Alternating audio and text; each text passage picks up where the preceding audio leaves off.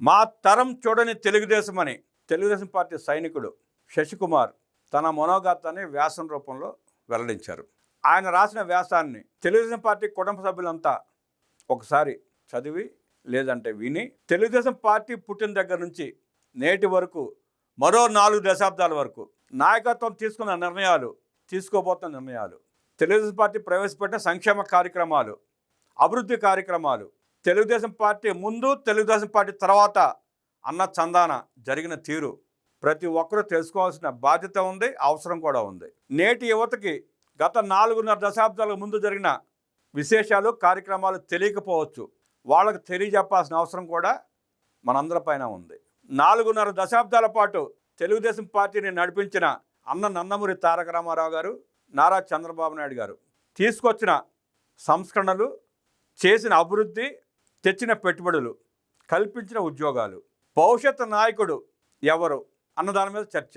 మరో 4 దశాబ్దాలకు కూడా మా తెలుగుదేశం పార్టీ యూనివర్సిటీ భవిష్యత్తు నాయకుడిని తయారు చేసుకుంది అంటున్న శశికుమార్ అభిప్రాయం, కార్యకర్తల మనోగతం. శశికుమార్ వ్యాసం ద్వారా తెలుసుకునే ప్రయత్నం చేద్దాం.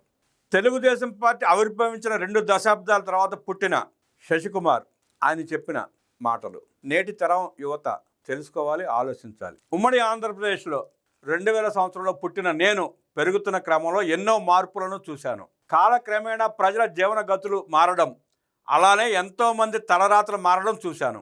అప్పుడు నాలో అనేక ప్రశ్నలు ఉదయించాయి. ఆ ప్రశ్నలకు జవాబులు తెలుసుకునే సమయంలో తెలుగుదేశం గురించి తెలుసుకున్నాను. ఒక పార్టీ తలుచుకుంటే ఒక జాతి తలరాత ఎలా మారుతుందో, ప్రజల జీవన స్థితిగతులను ఎలా మార్చగలదో, భవిష్యత్తు తరాల కోసం పునాదులు ఎలా వేయగలదో తెలుసుకున్నాను. అవి మా తరంలో ప్రతి ఒక్కరికి తెలియజేయడం కోసం, మా తరాన్ని చైతన్యపరచడం కోసం ఈ వ్యాసం రాస్తున్నాను. ఈ తెలుగునాట 1980వ దశకంలో గంజనీళ్లు, రాగులు, సజ్జలు మాత్రమే తిని బతికే ఎంతోమంది పేదల కోసం 2 రూపాయల కిలో బియ్యం ఇచ్చి వారి ఆకలి తీర్చిన పార్టీ తెలుగుదేశం అని తెలుసుకున్నాను. పాత రోజుల్లో పూరి గుడిసెలు మాత్రమే ఉండేవి. ఎంతోమంది పేదవాళ్ళు దాంట్లో ఉండేవాళ్ళు. ఎప్పుడు వానొచ్చినా, ఎండ వచ్చినా, గాలి వచ్చినా నిద్రలేని రాత్రులు గడిపేవారు. అలాంటి నిరుపేదల కోసం పక్కా ఇళ్లు నిర్మించి వారిని ఒక ఇంటికి యజమానులను చేసిన పార్టీ తెలుగుదేశం పార్టీ అని తెలుసుకున్నాను. ఒకప్పుడు ఇంటి గడప దాటి బయటకు రాని మహిళల కోసం చదువుకోమని ఒక ప్రత్యేక విశ్వవిద్యాలయం పెట్టిన పార్టీ, మహిళలకు పాఠశాలలకు వెళ్ళడానికి సైకిల్ ఇచ్చిన పార్టీ, మహిళల కోసం ప్రత్యేకంగా పాఠశాలలు, హాస్టళ్లు, కాలేజీలు పెట్టిన పార్టీ, ఉద్యోగాల్లో కాలేజీ సీట్లలో 33% రిజర్వేషన్లు కల్పించిన పార్టీ, బస్సుల్లో మహిళలకు కండక్టర్లుగా పరిచయం చేసిన పార్టీ, డ్వాక్రా సంఘాల ద్వారా వాళ్ళలో చేతులను తీసుకొచ్చి వాళ్ళ సొంత కాళ్లపైన నిలదొక్కునేలా చేసిన పార్టీ, ప్రతి ఆడబిడ్డ ఒక వ్యాపారవేత్త అయ్యేలా ప్రణాళికలు రూపొందించిన పార్టీ, ఇలా మహిళా సాధికారత కోసం పనిచేసిన పార్టీ తెలుగుదేశం పార్టీ అని తెలుసుకున్నాను. ఒకప్పుడు ఆడబిడ్డ పుడితే పెళ్లి చేసి అత్తగారింటికి పంపిస్తే వాళ్ళ దయా దాక్షిణ్యాల మీద బతికే పరిస్థితి నుంచి వాళ్లకు ఆస్తిలో సమాన హక్కు కల్పించాలని చట్టం చేసి సమాజంలో ఒక మార్పు తీసుకొచ్చిన పార్టీ తెలుగుదేశం పార్టీ అని తెలుసుకున్నాను. ఒకప్పుడు శిస్తు కట్టలేని రైతుల కోసం భూమి శిస్తు రద్దు చేసింది. కరెంటు ఛార్జీల భరించలేని రైతుల కోసం 50 రూపాయలకి హార్స్ పవర్ విద్యుత్తు తీసుకువచ్చింది. సాగుకి, తాగుకి నీటి సమస్య ఉంటే రాష్ట్రం అంతటా ప్రభుత్వం తరపున 1000 బోర్లు వేయించి రైతులకు అండగా నిలబడింది. ప్రతి ఎకరాకు నీళ్లు అందించాలనే లక్ష్యంతో ఈ తెలుగునాట ఇరిగేషన్ ప్రాజెక్టులకు పునాదులు వేసింది. మనం చూస్తున్న తెలుగు గంగ, హంద్రీనివా, గాలేరు నగరి, సోమశిల, కండలేరు, పులిచింతల, మద్దవలస, జోరాల, నెట్టెంపాడు, కల్వకుర్తి లిఫ్ట్, బ్రహ్మం సాగర్, మచ్చుమరి ఎత్తిపోతల, Siddhapuram, Avuku tunnel, SLBC, SRBC ఇలాంటి ఎన్నో ప్రాజెక్టుల ద్వారా జలధారలు పారించింది తెలుగుదేశం అని తెలుసుకున్నాను. ఇలాంటి ఎన్నో ప్రాజెక్టుల ద్వారా జలధారలు పారించింది తెలుగుదేశం అని తెలుసుకున్నాను. కరువుతో అల్లాడుతున్న రాయలసీమలో నీళ్లు ఇవ్వడమే కాకుండా రైతులకు బిందు సేద్యం వైపు మళ్లించింది. ఇజ్రాయెల్ టెక్నాలజీ అయిన డ్రిప్ ఇరిగేషన్ తీసుకొచ్చి 90% సబ్సిడీ ఇచ్చి రైతులకు అందించి ఈ రోజు రాయలసీమ ఒక హార్టికల్చర్ హబ్గా మార్చింది తెలుగుదేశం అని తెలుసుకున్నాను. రాయలసీమ అంటే ఒకప్పుడు ఫ్యాక్షనిజం, గోండాయిజం, రౌడిజం అని వినేవాళ్ళం. ఆ పరిస్థితులను మార్చి ఫ్యాక్షనిజం అణచివేసి ముఠా కక్షలకు చెక్ పెట్టి ప్రశాంతమైన వాతావరణాన్ని నెలకొల్పి కత్తులు పట్టే చేతులకు పెన్నులు, కంప్యూటర్లు పట్టించింది తెలుగుదేశం. కత్తులు పట్టే చేతుల చేత పెన్నులు, కంప్యూటర్లను పట్టించింది తెలుగుదేశం. రక్తం పారే దగ్గర నీళ్లను పారించింది. బాంబులు తయారయ్యే దగ్గర కార్లు, ఫోన్లు తయారయ్యేలా చేసింది. టెంపుల్ టూరిజంకి కేర్ ఆఫ్ అడ్రస్గా మార్చింది. చదువులకు నిలయంగా మార్చి రేపటి తిరుగులేని భవిష్యత్తుకు పునాదులు వేస్తుందని తెలుసుకున్నాను. ఒకప్పుడు మనకు ఏదైనా పనిపడి ప్రభుత్వం దగ్గరికి వెళ్ళాలంటే తాలూకా వ్యవస్థలో 100 కిలోమీటర్లు వెళ్లాల్సి వచ్చేది. అలాంటి సమయంలో తాలూకా వ్యవస్థను రద్దు చేసి పరిపాలన దగ్గర చేయడం కోసం మండల వ్యవస్థను తీసుకొచ్చిన పార్టీ తెలుగుదేశం. ఈ సేవ మీ సేవ వాట్సాప్ గవర్నెన్స్ తీసుకొచ్చిన పార్టీ తెలుగుదేశం. రైతులకు వాళ్ళ భూములపై హక్కులు కల్పిస్తూ పట్టాదారు పాస్ పుస్తకాలు ఇచ్చిన పార్టీ తెలుగుదేశం అని తెలుసుకున్నాను. ఈరోజు మనమందరం చదువుకుంటాం, కానీ ఒకప్పుడు చదువు అనేది కొంతమందికి మాత్రమే పరిమితం. ఆ రోజుల్లో సమాజంలో మార్పు రావాలంటే చదువు వల్ల మాత్రమే సాధ్యమని చదువుల పండగ అనే పాలసీ తీసుకొచ్చి 7 లక్షల మంది విద్యార్థులకు బడికి వచ్చేలా చేసింది తెలుగుదేశం. ఒకప్పుడు 40% కూడా లేని అక్షరాస్యత 80% వరకు పెరిగేలా మార్పు తీసుకొచ్చింది తెలుగుదేశం. ఈ తెలుగునాట తొలి రెసిడెన్షియల్ స్కూల్స్, రెసిడెన్షియల్ కాలేజీలు తీసుకొచ్చింది తెలుగుదేశం. ఎంసెట్ విధానాన్ని తీసుకొచ్చింది తెలుగుదేశమే. తొలి వైద్య విశ్వవిద్యాలయం, తెలుగు విశ్వవిద్యాలయం తీసుకొచ్చింది తెలుగుదేశమే. కొత్తగా 38,000 పాఠశాలలు నిర్మించి డిఎస్సి ద్వారా 2 లక్షల వరకు ఉపాధ్యాయులను నియమించింది తెలుగుదేశమే. అందరూ చదవాలి, అందరూ ఎదగాలి అని ప్రతి గ్రామంలోకి ఒక ప్రాథమిక పాఠశాల, 3 కిలోమీటర్లకు ఒక ప్రాథమికోన్నత పాఠశాల, 5 కిలోమీటర్లకు ఉన్నత పాఠశాల నెలకొల్పింది తెలుగుదేశమే. కంప్యూటర్ విద్యను పాఠశాల స్థాయిలోనే తీసుకొచ్చింది Telugudesam. Engineering, polytechnic, B pharmacy, MCA, MBA, junior degree, DIET కాలేజీలను ఏర్పాటు చేసి ఈ తెలుగునాట విద్యా విప్లవాన్ని తీసుకొచ్చిన పార్టీ తెలుగుదేశమే అని తెలుసుకున్నాను.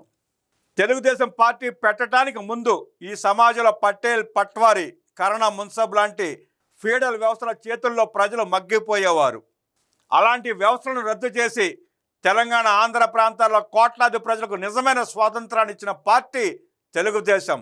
అలాగే ఒకప్పుడు సమాజంలో కుల వివక్షతో ప్రజలు మగ్గిపోతూ ఉంటే ఆ సామాజిక దురాచారంపై రాజీ లేని పోరాటం చేసి సమాజంలో ప్రజలను చైతన్యపరిచి కుల వివక్షతను రూపుమాపిన పార్టీ తెలుగుదేశం. అన్ని వర్గాలకు అవకాశం రావాలని స్థానిక సంస్థల్లో బీసీలకు తొలిసారి 20% రిజర్వేషన్ తీసుకొచ్చింది తెలుగుదేశం. ఎస్సీలకు 14 నుంచి 15%, ఎస్టీలకు 4 నుంచి 6% తీసుకొచ్చింది తెలుగుదేశం.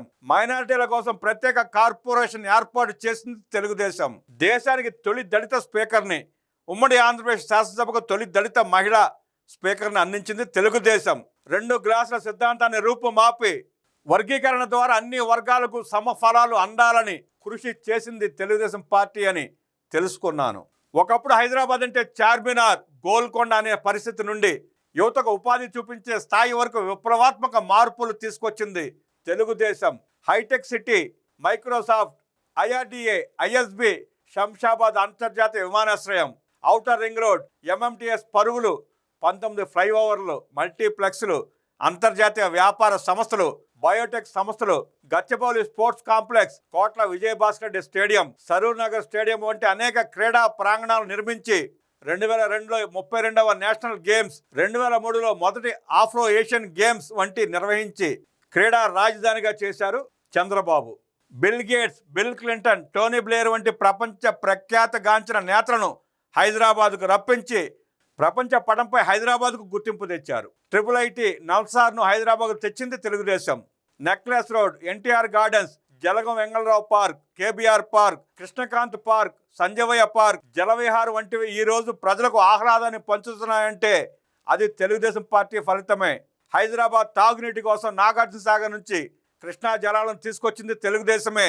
ఈరోజు మనం చూస్తున్న హైదరాబాద్ అభివృద్ధికి 1990లోనే పునాదులు వేసి హైదరాబాద్ తలరాతను మార్చింది తెలుగుదేశం పార్టీ అని తెలుసుకున్నాను. మనం నేడు చూస్తున్న రాజకీయ పార్టీలకు తెలుగుదేశం పార్టీకి చాలా వ్యత్యాసం ఉంది. ఎందుకంటే తెలుగుదేశం పార్టీ ఎప్పుడు ప్రత్యర్థి పార్టీలను చంపాలని కానీ, కూలగొట్టాలని కానీ, పడగొట్టాలని కానీ చూడలేదు. కాంగ్రెస్ పార్టీ ప్రజా వ్యతిరేక విధానాలపై గళమెత్తి తెలుగు జాతి ఆత్మ గౌరవం కోసం పుట్టిన పార్టీ తెలుగుదేశం. అలాంటిది కాంగ్రెస్ పార్టీ నుంచి పివి నరసింహరావు గారు ప్రధాని అభ్యర్థిగా నంద్యాల నుంచి పోటీ చేస్తే నా తెలుగువాడు ప్రధాని అవ్వాలని అభ్యర్థిని నిలబెట్టకుండా పార్టీలకు అతీతంగా విలువలతో రాజకీయం చేసింది తెలుగుదేశం పార్టీ. అలానే తెలుగుదేశం పార్టీ చేసిన ఎన్నో పనులకు ప్రత్యర్థి పార్టీలో ముఖ్యమంత్రిగా పనిచేసిన వ్యక్తుల పేర్లు కూడా పెట్టి విలువలతో రాజకీయం చేసింది. దేశ రాజకీయాల్లో కీలక పాత్ర పోషించే సమయంలో ఎన్నే పదవులు వచ్చినా తీసుకోకుండా రాష్ట్ర హక్కుల కోసం, దేశ ప్రయోజనాల కోసం పనిచేసిన పార్టీ తెలుగుదేశం. సొంత పార్టీ కార్యకర్తలను ప్రత్యర్థులు చంపితే కత్తి ఇచ్చి కార్యకర్తలను ప్రత్యర్థులను చంపమని చెప్పలేదు. దీనికి చెక్ పెట్టి వాళ్ళ పిల్లలను చదివించి సమాజంలో వాళ్ళ పిల్లలను ప్రయోజకులను చేసి ఉన్నత స్థానంలో కూర్చోపెట్టింది తెలుగుదేశం పార్టీ. ఇలా నిరంతరం విలువలతో, సిద్ధాంతాలతో పనిచేసిన పార్టీ తెలుగుదేశం పార్టీ అని తెలుసుకున్నాను. ఇలా మనం సమాజంలో చూస్తున్న అన్ని వర్గాల, అన్ని వృత్తుల, అన్ని ప్రాంతాల అభివృద్ధి భాగస్వామి అయింది తెలుగుదేశం పార్టీ. అలానే భవిష్యత్తుకు పునాదులు వేస్తూ నేడు క్వాంటమ్ వ్యాలీ అంటూ డేటా సెంటర్లకు నిలయంగా మార్చింది. గ్రీన్ ఎనర్జీకి నిలయంగా ఆర్గానిక్ ఫార్మింగ్ అంటూ కొత్త విధానాలతో విజన్ 2047 అంటూ మన భవిష్యత్ తరాల కోసం పనిచేస్తోంది తెలుగుదేశం పార్టీ.